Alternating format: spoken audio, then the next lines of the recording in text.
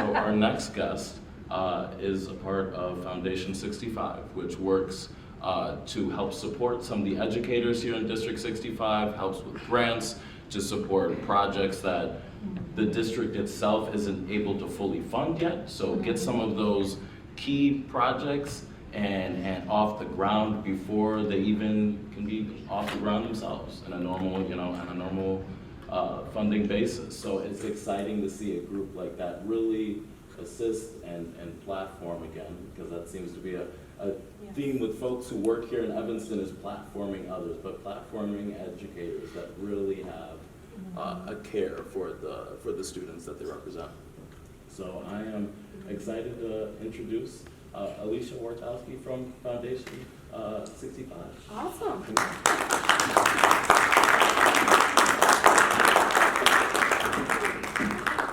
Good to be here. Good to be here. Thank you. Thank you all for having me. Right. Welcome. Thank you. So tell us a little bit more about some of the, that was a very brief intro by me, so tell us a little bit more about some of the work that you're doing. Sure. I mean, I think the thing about our work is like not enough people know who we are and what we do, or they're like, you're just part of District 65. We're an independent grant-making organization. And our whole theory is like, if you want strong public education in Evanston, you need to support our teachers, because a teacher is going to be in that classroom for 35 years. And so why wouldn't you want your kid's third grade teacher to have what they need to teach the kids in Evanston and to teach all kids in Evanston? And so really that is what we do. We feel like we do this grassroots funding, and as you said, like to get projects started sometimes, to give teachers the ability. We have a lot of teachers who are like, listen, the Fed said we have to do this, and then the state says this, and this, and this, and by the end of the day, I want to spend this time with kids, and there's no time to do it. Can I do it after school? And we're finding so many of our educators are like, can I just spend extra time after school working with kids? And there is no one better that you want working with your kids than a teacher. If you need your kid to learn how to read, you want a teacher staying after school and teaching them how to read, or teaching them to do the math, or doing all of those things to enhance their school experience. So that's what we do at Foundation 65. We allow educators to feel this agency to get the work done that they feel like is necessary. And why is it that people don't know it? That's a beautiful nonprofit. It's a beautiful organization. Why don't people know about Foundation 65? Well, that is a great question. I'm not actually sure, other than, so we're a small organization. I'm the only full-time staff, so I wear all the hats. So some days I'm in marketing for an hour and a half, and then I'm fundraising for an hour, and then I'm posting on social media, and then I'm talking to educators, and then I'm working with the finance, and then my printer broke. Right? So it's a lot of balls to juggle. But I think that what we're trying to do is make clear what we do in the hopes that like more people know. And I think we think, yeah, K-8 parents should know because this is directly impacting their kids, but also all parents and all people in Evanston should know, because if we want strong public education, everybody needs to be involved, even if you don't have a child in the school district. Maybe you're hoping your grandchild's going to be in the school district someday. Maybe you just hope your property value stays up, and that means that we have to have strong schools. And we believe that we're helping to do that. Back in 2021, there was a lawsuit by a former educator that was suing the district because of critical race theory, and I remember speaking on that topic and kind of framed it on this war on reality, right? That there's a set of reality that some folks believe, that educators are corrupting their children and aren't in the best interests of the children. Whether that's in their state, the municipality, and then there's folks that recognize that teachers are an integral part of the experience of youth growing up. Is that something that concerns you, or is that a concern that you've seen that educators have, where they worry that there are parents or outside forces that see their job and what they want to produce in terms of some of the programs as being threatening to children? Is that something that worries educators here in Evanston? I don't know if I've heard educators in Evanston saying that, right? Like I think there are educators in other states all over the country who are like, oh my gosh, I'm afraid if I read kids this book. I think in Evanston we're very privileged in that educators have been able to showcase all of the types of children that live in our community. And I think when we think about our community, like it is an incredibly racially diverse community, ethnically diverse community. My children went to Walker School, and I think there's something like 60 languages spoken at Walker. And so when you think about like the privilege it is that kids could gain all these perspectives, to me something is like, well, what do you think public education is for? Like, do you think it's to create an informed democracy? Do you think it is a great equalizer? Do you think it's to get your kid into Harvard? Those are different reasons, and like, I have opinions about what I think public education is for, but I think Evanston is the perfect place to raise your children. If you're like, I want my children to learn other perspectives, I want them to be empathetic, I want them to see the humanity in all people, I want them to have authentic relationships, like Evanston is the right place, and we have teachers who are empowered to do that for our kids. Yeah, it's, you know, I'm actually a guest in Evanston, even though Well, welcome. He thank you. plays in Evanston. Listen, I've lived in Evanston 20 I years guess- and I'm still a newcomer, so. I guess that's a good perspective that I play in Evanston because I'm a member of the American Legion over on Central Street.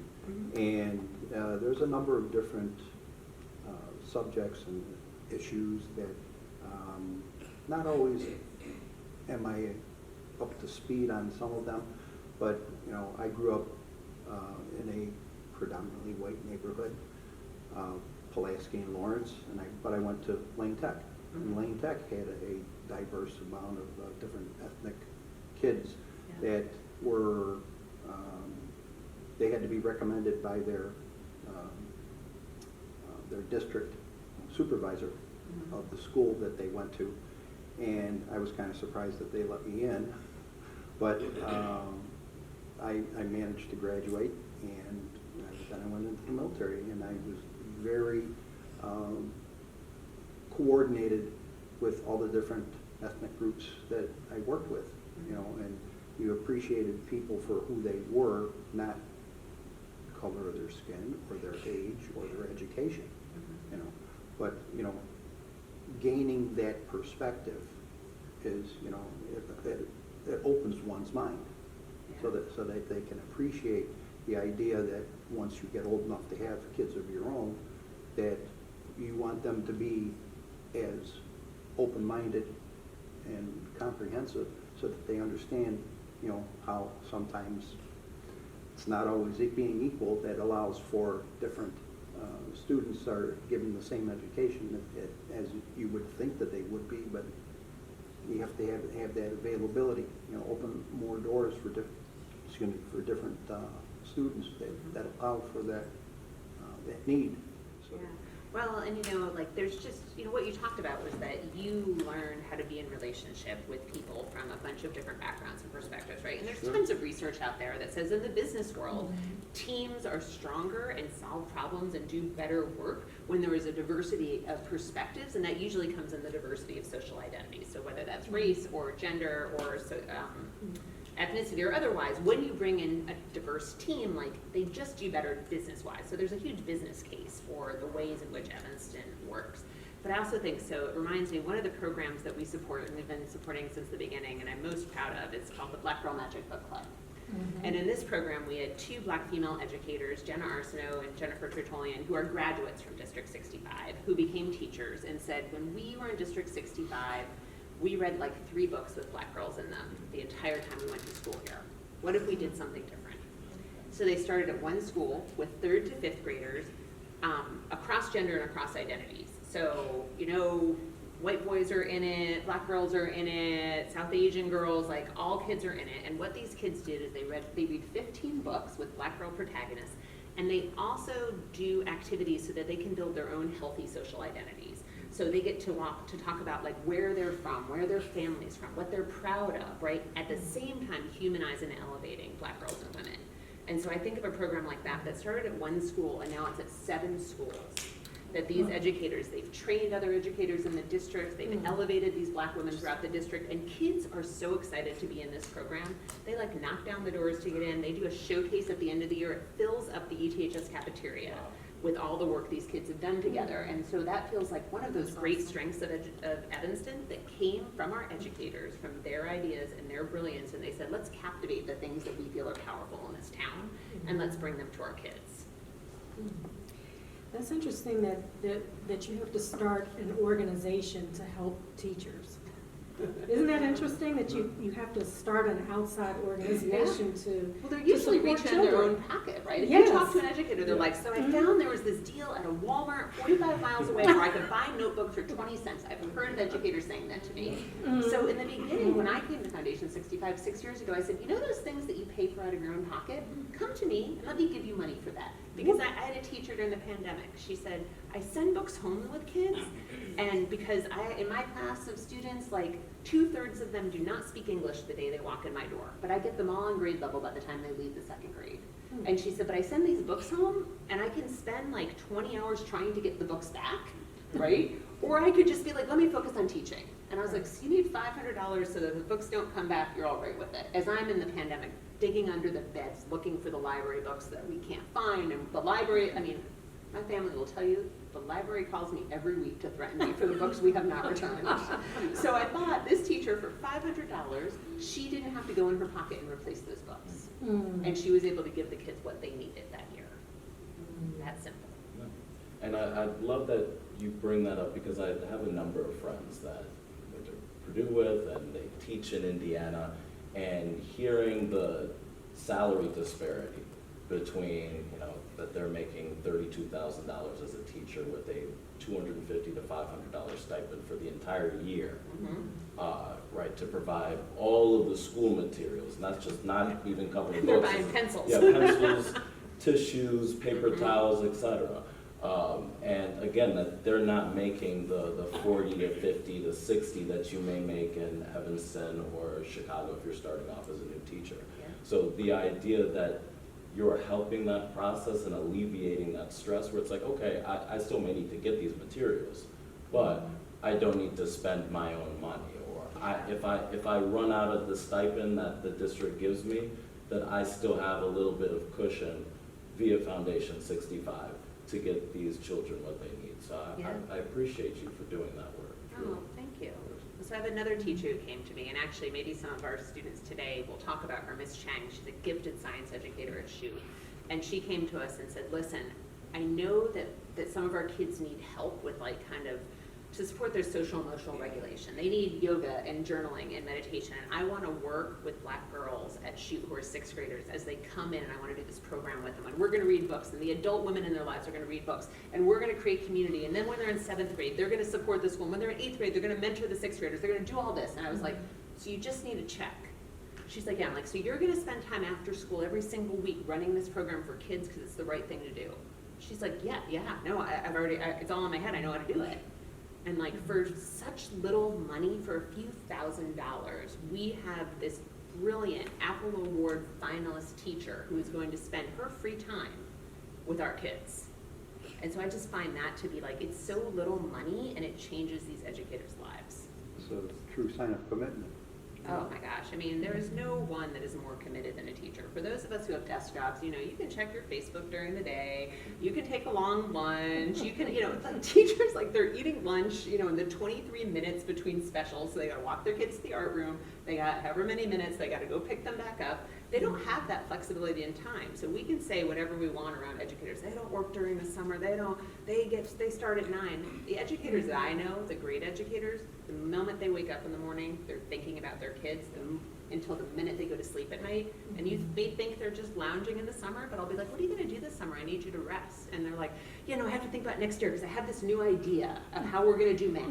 Because I think if we did it this way with my kids, we could really get them to be excited and inspired. And I'm signed up for a summer project so we can do more work with them. And I'm thinking about this. And I thought for my classroom, right? Those great educators go above and beyond every day. And this is just our way to thank them and show them that we see them. That's beautiful that you did this for them. Because I think about at ISB, all the people that are going up and constantly fighting, trying to get more for teachers. And for whatever reason, they're just disrespected and devalued. So it's beautiful that you're doing that for them. And what will we do? Job than an elementary school teacher, right? There is no harder job than having a group of 25 kids walk into your kindergarten room, and some of them have never sat on a mat, and some of them are reading Harry Potter. And you've got to get all those kids to come together and learn together, right? With very limited resources at that as well. Yeah, and we may think Evanston is a wealthy district and community, and at the same time, it's not, you know, the per pupil cost for the K-8 district is dramatically lower than the high school. You can look into your school finance stuff, and there's 18 buildings, and there's all these things. So like, what's left over to give to a teacher for a project, for an idea, to spearhead those things, especially when I think families are coming in and saying, we have real concerns about like how my child is navigating after COVID, right? There's anxiety, there's depression, there's learning loss, there's all these things. And I would say those are around the world, like every single person in the world was impacted by COVID. And like, how can we as Evanston like wrap ourselves around our kids and get them to the next step? Mhm. Well, thank you so much, Alecia, thank you. And you do so much for the community, period, other than just Foundation 65. So I also do facilitation, so you hear me talk a lot about identity. Like what's Yes. really interesting to me is to get people to be able to understand each other, to dialogue. So dialoguing is that we're not arguing to win a conversation, we're not having a discussion or a debate, and I'm a recovering attorney, so like I know how to debate you into a corner. But like a dialogue is this idea of like, how do we actually have a shared understanding? We might not agree, but maybe at the end of the day, two people who are very different in their lived experiences can understand one another a little bit more and believe them. And there's no greater experience for me than sitting in a room where light bulbs are going off, like, oh my gosh, I'd never thought of that before. So like, that's just fun and exciting, and I love to see people do it. So yeah, I do coaching, I do facilitation, I do workshops, and I try to empower folks to live their best lives. And supporting our teachers to help our kids. Yeah. You're beautiful, you're an angel. That's Oh. angel work right there. Wow, That's you're angel very work. kind. Very kind. Absolutely. So what can people do to support you in continuing to get resources for the teachers? What can we do? So I think like learn more about us and spread the word is the biggest thing, right? So go and you can look at our website, it's just foundation65.org. You can follow us on social media. Here's the reality, you sign up for our newsletter, I'm the one who writes them all, so it's not gonna be like, you know, I donated to something recently and like I started getting 45 emails a day. Like you will get like one every 2 weeks if I'm really on top of it. There are not a million social media posts, so learn about us. We have an event at the end of January. It's really fun. It's at Palm House. It's called My 65. Come. I always feel like we usually cater with Soul and Smoke. We have a DJ. Like, it's just a great event. And then, of course, like, we need support because I want to be able to say yes to every single educator grant that we get. And I don't want to ever have to turn to an educator and say, listen, we don't have enough money to give you what you have. We also do scholarships for educators who are getting endorsements or their master's in reading so we can build classroom capacity, and we're doing an educator leadership program to support educators in kind of their healing and creating their curiosity in this post-COVID period so they can figure out how they can really support their kids. That is awesome, absolutely. She deserves.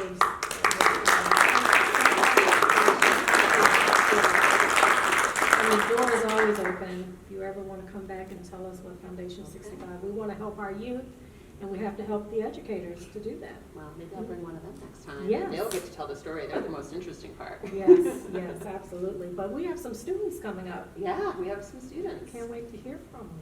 That sounds great. Awesome. Thank you so much. Thank Alicia. you. All right. Thank you for joining us. Thanks.